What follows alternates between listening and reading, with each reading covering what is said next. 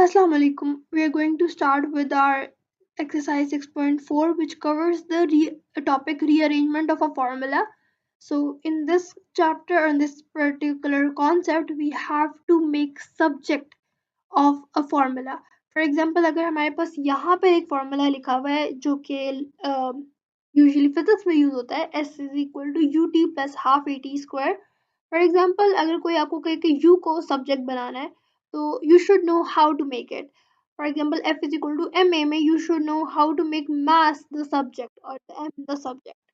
इसी तरह अगर हम लोगों ने कोई फॉर्मूला है उसको रीअरेंज करके उसके हमने बनाने हैं सब्जेक्ट या फिर उसको ट्रांसपोज करना है which is mentioned over here. अगर हमने कुछ इस तरह से करना है तो हम लोग रीअरेंज करते हैं फॉर्मूला को.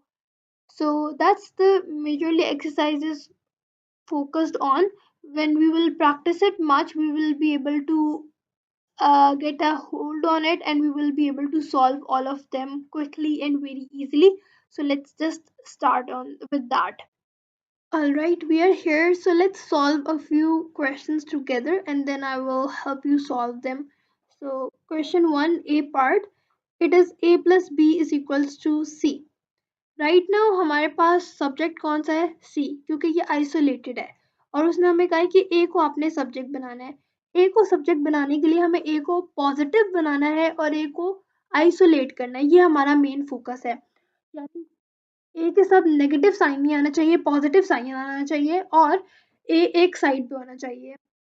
ए शुड बी आइसोलेटेड बेसिकली. ठीक है, अब इसको करने के लिए हम लोग क्या करेंगे, हम हमारे पास यहाँ पे प्लस बी है, we have to move it to the other side.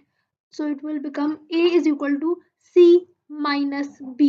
This will be the answer for this part. For part B, we have P minus Q is equals to R and we have to make R as the subject as well. And we can already see कि R हमारे पास isolated है और अकेला है. So we can already see कि ये already subject बना हुआ है, हमें इसको कोई चेंज करने की ज़रूरत एज सच नहीं है. तब हम बस क्या करेंगे, आर को इधर लेफ्ट साइड पे कर देंगे. R is equals to p minus q. बस ये इस तरह से लिखा जाएगा. फॉर पार्ट सी हमारे पास है F H is equals to G. इसके अंदर उसने अब हमें कहा है एज को आपने सब्जेक्ट बनाना है. एज को सब्जेक्ट बनाने के लिए हमें एज को अलग रखना पड़ेगा, पर यहाँ पे एफ उससे मल्टीप्लाई हो रहा है. अगर एफ यहाँ मल्टीप्लाई हो रहा है तो वहां पर जाके ये उससे डिवाइड हो जाएगा. एंड फॉलोइंग डी पार्ट, उसके अंदर a b plus c is equals to d. तो अब यहाँ पर हमारे पास हमें किसको बनाना है, बी को सब्जेक्ट बनाना है. बी को सब्जेक्ट बनाने के लिए हम स्टेप बाय स्टेप अब इसको सॉल्व करेंगे. फौरन से सॉल्व करेंगे तो मिस्टेक कर सकते हैं. तो ए बी इधर ही रहने देंगे, ये जो प्लस सी है ये उधर चला जाएगा दूसरी साइड पे, डी माइनस सी बन जाएगा. अब इस वाले स्टेप में देखो, और हमने किसको सब्जेक्ट बनाना था, बी को. तो बी को बनाने के लिए ए यहाँ मल्टीप्लाई हो रहा है तो वहां जाके डिवाइड हो जाएगा. तो B is equal to D minus C divided by A. तो ये अब हमारे पास जो बी है ये भी हमारा सब्जेक्ट बन गया है. इसी तरह सिमिलरली बाकी क्वेश्चंस भी सॉल्व ऐसे ही होंगे. अब a plus B is equal to C है, हमने a को सब्जेक्ट बनाना है, यहाँ b डिवाइड हो रहा है वहां जाके मल्टीप्लाई हो जाएगा. तो a is equal to b c will be the answer. And for part f a n minus m is equal to t है और अब हमने n को सब्जेक्ट बनाना है. पहले माइनस m को उधर भेज देंगे, ठीक है. तो ये बन जाएगा a n is equal to t plus m. और फिर n को सब्जेक्ट बनाने के लिए n को अलग रखेंगे और t plus m divided by a. इस तरह से हमारा क्वेश्चन नंबर 1 जो है कंप्लीट हो जाएगा. और बाकी क्वेश्चंस भी इसी तरह होंगे. Let me do it and then I will discuss it together. Okay, so I just did question number 2 here and now let's discuss it. an minus m is equals to t and we were supposed to make m as the subject. For making m as a subject we have to see कि अब हम पिछले question में हमने question 1 में क्या देखा कि हम लोग इसको आइसोलेट कर रहे थे और बस उस बाकियों को हमने चेंज कर दिया, एक साइड पे भेज दिया. पर यहाँ पर अगर हम देखें यहाँ पे नेगेटिव m है, तो अगर हम लोग t को for example an minus M is equal to t पे, मैं आप नीचे ना देखो अभी, मैं इतना देखो, तो अगर मैं यह an है इसको इधर भेज देती हूँ, t माइनस an कर देती हूँ, तो it will look like this minus m. oh, it will look like this. Let me do it here. Minus m is equal to t minus A N, ठीक है, इस A N minus M is equal to T minus A N इस तरह से लिखा जाएगा। पर ये अब ये माइनस एम आ गया, इस माइनस एम को किस तरह से खत्म किया जाएगा, इस तरह से डिवाइड करके, और थोड़ा कॉम्प्लेक्स हो जाएगा।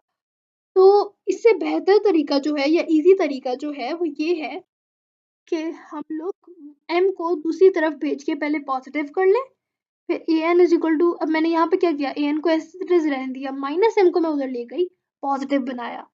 मेन गोल सब्जेक्ट बनाने का यही होता है कि पॉजिटिव हो और आपका आइसोलेटेड हो। तो t प्लस एम इधर हो गया। अब यहाँ पर ए एन तो है, t जो है हम लोग इधर से इधर शिफ्ट कर देंगे, A N minus T is equal to M.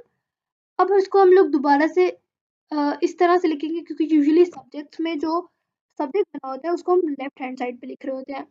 B part के अंदर अगर हम देखें A is equal to N minus M is equal to T है, इसमें ए को सब्जेक्ट बनाना था, तो इस पूरे को मैंने जो है वो डायरेक्ट टी से डिवाइड कर दिया।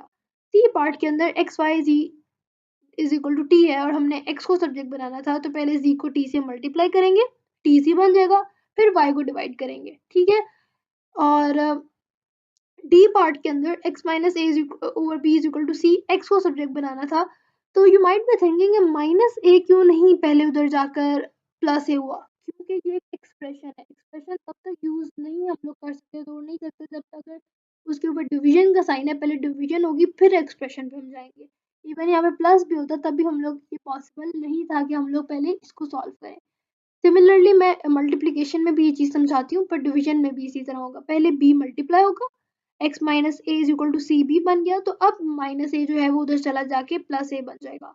इसी तरह जैसे यहाँ पर था, ई पार्ट में भी ये है कि x मल्टीप्लाई हो रहा है C minus Y is equal to D से, और हमने y को सब्जेक्ट बनाना है, तो इसलिए x को हम यहाँ पे जाके पहले डिवाइड करेंगे, उसके बाद ये एक्सप्रेशन ओपन होगा कि ये यहाँ पे मूव कर सकता है। c माइनस वाई को हम लोग डायरेक्टली यहाँ पर नहीं लेकर जा सकते, लेकर जाएंगे तो हम उसका डिवाइड डिवीजन में लेकर जाएंगे इसको, और डिवीजन में लेकर जाएंगे तो हमने तो y को सब्जेक्ट बनाना है जो कि हमारा ऑपोजिट हो जाएगा, इसलिए हम लोग x को यहाँ नीचे लेकर जाएंगे। c minus Y is equal to d over x, और c is equal to d over x plus y क्यों किया, बिल्कुल ये वाली रीजन, क्योंकि मुझे नेगेटिव y नहीं चाहिए, मुझे पॉजिटिव y चाहिए, तो मैं उसको उधर ले गई, dx को मैं अगले स्टेप में इधर ले गई, और फिर मैंने उनको y is equal to C minus D X को रीअरेंज करके लिख दिया। Try to do all of the steps whatever the way I am doing as well। For f part ये तो बहुत सिंपल है कि a minus B is equal to C था, a is equal to C plus B किया, ये इधर भेज दिया, फिर बी ए माइनस सी कर दिया और फिर उसको रीअरेंज कर दिया, तो हमारे पास ये आंसर भी आ गया। So question number 2 it was, yes, question number 2 is done। Now if we look at question number 3, I just did a b and c part over here। So in a part हमने r को subject बनाना था, p मैंने इधर रहने दिया, minus r over q को पहले मैंने इधर भेज दिया, वो प्लस r ओवर q हो गया, और फिर मैंने t को इधर भेज दिया, p minus T is equal to r over q, q को मैंने यहाँ मल्टीप्लाई कर दिया तो मेरे r सब्जेक्ट बन गया, फिर मैंने उसको रीअरेंज कर दिया और वो इस तरह से लिख दिया। इसी तरह b पार्ट के अंदर भी x minus A divide by B is equal to C था, और यहाँ पे मैंने b को सब्जेक्ट बनाना था, तो मैंने b को पहले उधर जाके मल्टीप्लाई कर दिया, क्योंकि डिनोमिनेटर से मुझे उसको न्यूमरेटर में तो लाना था ना, ऊपर लाना था सब्जेक्ट बनाने के लिए, तो मैं ऊपर लेकर गई और फिर मैंने यहाँ से c को नीचे डिवीजन में लेकर डिनोमिनेटर बना दिया और फिर उसको रीअरेंज किया, तो हमारे पास ये वैल्यू आ गई। सिमिलरली सी पार्ट के अंदर a into n minus m equal to t. अब यहाँ पे मैंने a को डिवीजन में लिया क्योंकि मुझे सब्जेक्ट m को बनाना था, अब m मेरे पास नेगेटिव था तो मैंने उधर जाके पॉजिटिव किया, फिर t ओवर a को मैं उधर ले गई, n minus T over a हो गया, और फिर मैंने रीअरेंज करके ये हमारे पास फाइनल आंसर आ गया। Let's do the next of the questions now. So similarly in part D, A over B is equal to C over D, A is equal to C over D into B, ये B इधर जाके multiply हो जाएगा and that will be the answer। For part E हमने X को A को subject बनाना है, उसके लिए B को यहाँ पे C से multiply कर देंगे, तो X minus A is equal to BC बन गया। अब x को मैंने माइनस ए को उधर ले गई क्योंकि पॉजिटिव ए बनाने के लिए, और फिर बी सी को जब मैं इधर ले आई x माइनस बी सी हो गया इज इक्वल टू ए, तो a is equals to rearrange करने पे a is equal to x minus b c. F के लिए, एफ पार्ट के लिए क्या है, x Y over g is equal to t, तो अब यहाँ पे मैंने जी को सब्जेक्ट बनाना था, तो बेसिकली जी और टी को हमने सिर्फ रिप्लेस किया है, x Y equal to G T हो गया और X Y over T is equal to G, और फिर उसको रीअरेंज करके हमारे पास ये फाइनल आंसर आ गया. This way, question number 3 will also be done. Now we will go into some square roots which are totally not scary at all, and we are going to do them now. Alright, for question number 4 part A. अब इसको हम लोग किस तरह से करेंगे? Under root B is equal to C लिखा हुआ है, या इसको स्क्वायर रूट भी कहते हैं, अंडर रूट भी कहते हैं, अंडर रूट या square root B is equal to C. इसको हमने अब बी को आइसोलेट करना है. हमने जैसे बात की थी इसके ऊपर नेगेटिव साइन भी नहीं होना चाहिए, तो सिमिलर केस में इसके ऊपर स्क्वायर रूट भी नहीं होना चाहिए. इसको सब्जेक्ट बनाने के लिए बिल्कुल आइसोलेट करना है. तो स्क्वायर रूट को खत्म करने के लिए हम लोग स्क्वायर लेते हैं, दोनों साइड पे स्क्वायर लेंगे, और जब ये दोनों साइड से स्क्वायर कैंसिल हो जाएगा तो हमारे पास बी रह जाएगा, B is equal to C square. And we can already see कि ये हमारे पास बी जो है सब्जेक्ट बन गया. इधर अगर हम लोग देखें, हमने यहाँ पे भी सबसे पहले अंडर रूट निकाले बगैर हम लोग यहाँ से ए को नहीं निकाल सकते, क्योंकि ए भी अंडर रूट के अंदर है. पहले अंडर रूट कैंसिल आउट करेंगे, खत्म करेंगे स्क्वायर बना के, फिर a b is equal to C square बन गया. फिर यहाँ से ए को हम लोग यहाँ डिवीजन के लिए कर देंगे, तो ये इस तरह से हमारा करेक्ट फॉर्मेट बन गया. सी पार्ट के अंदर यहाँ से जो ए है वो सी से डिवाइड होगा, और under root B is equal to c over a. Now you can already see the difference between b and c part, कि बी के अंदर हमारे पास ए और बी अंडर रूट के ए के अंडर रूट शेल के नीचे थे. यहाँ पर ए अंडर रूट बी जो है ए अंडर रूट के नीचे नहीं है, सिर्फ बी है.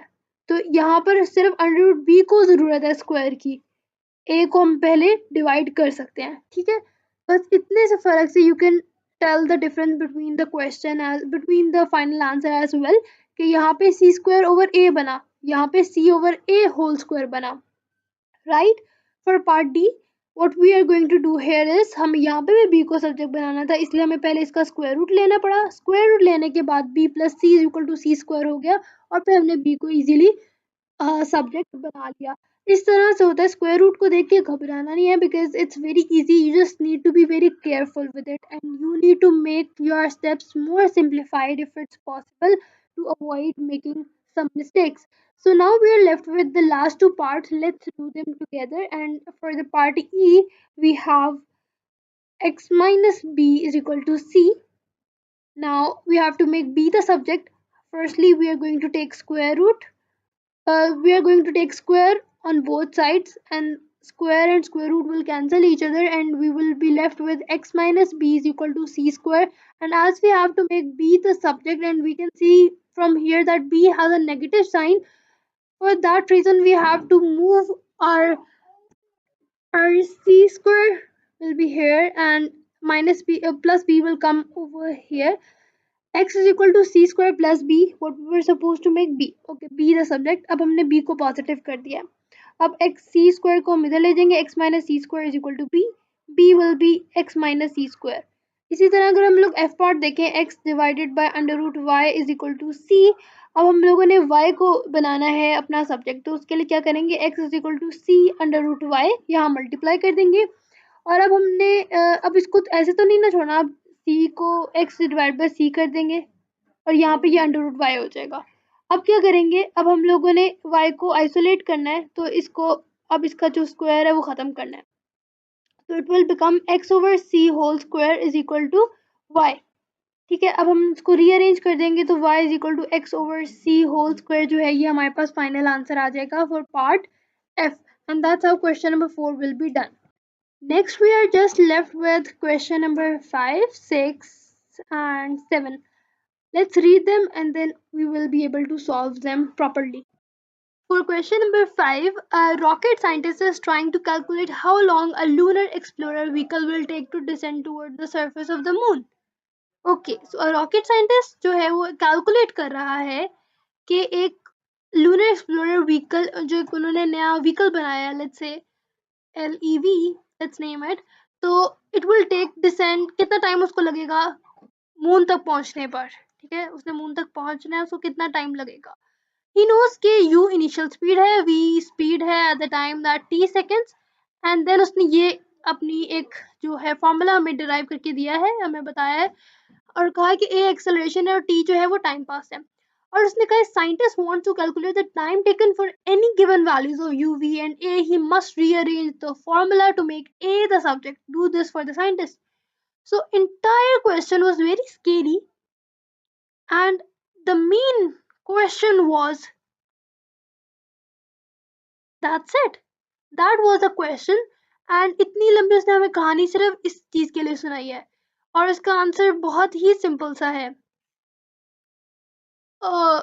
इसका आंसर ये है कि v is equal to u plus a t है, और हमने a को सब्जेक्ट बनाना है। ये तो इवन क्वेश्चन 4 से भी आसान है।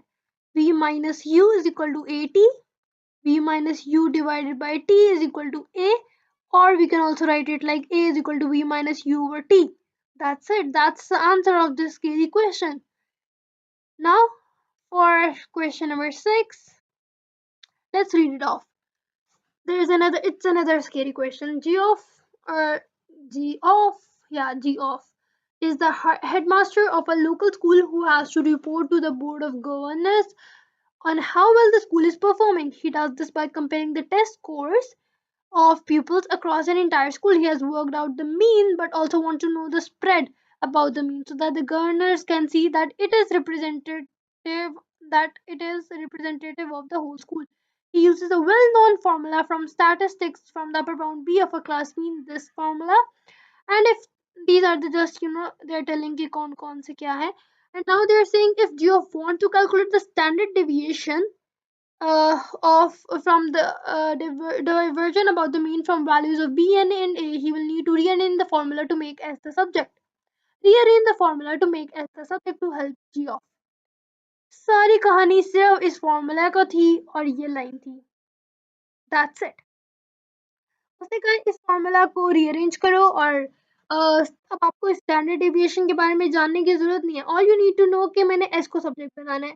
तो क्वेश्चन मेरा ये है, b is equal to a plus 3s over under root n. थोड़ा सा कॉम्प्लिकेटेड है, but let's just look it easily. सबसे पहले हम लोगों ने s को सेपरेट करना है, याद रखना है। b a को हम लोग उधर ले जाएंगे, b माइनस ए हो जाएगा। स्टेप बाय स्टेप करेंगे तो कोई प्रॉब्लम नहीं आएगी।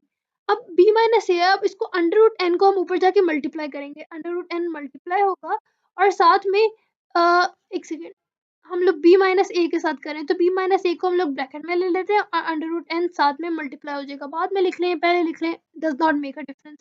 तो यहाँ पे हमारे पास 3s रहेगी। अब ये 3 जो है इसको भी रिमूव करना है, तो b minus A under root N. या यूजुअली हम लोग क्या करते हैं, जिससे मल्टीप्लाई करते हैं ना उसको हम पहले लिख रहे होते हैं, क्योंकि हमें याद है ना, हम लोग अगर ऐसे लिख रहे होते थे 2x माइनस वन, हम ऐसे नहीं लिखते x माइनस वन टू। तो it's just the way of how to express stuff. तो ये हमारे पास इस तरह से ये बन जाएगा b minus A is equal to S divided by 3। Simply अब बस इसको रीअरेंज कर दिया हमने, ये इस तरह से बन गया। And that's it, that's the answer for question number 6।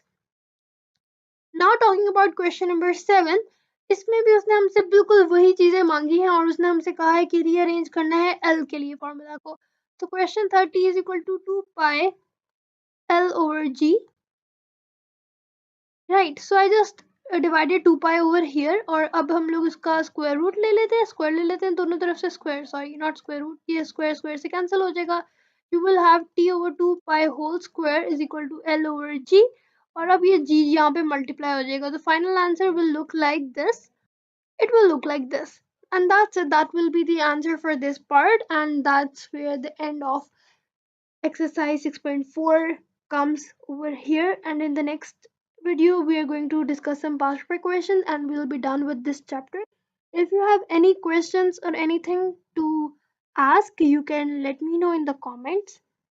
Feel free to do so. Till then, Allah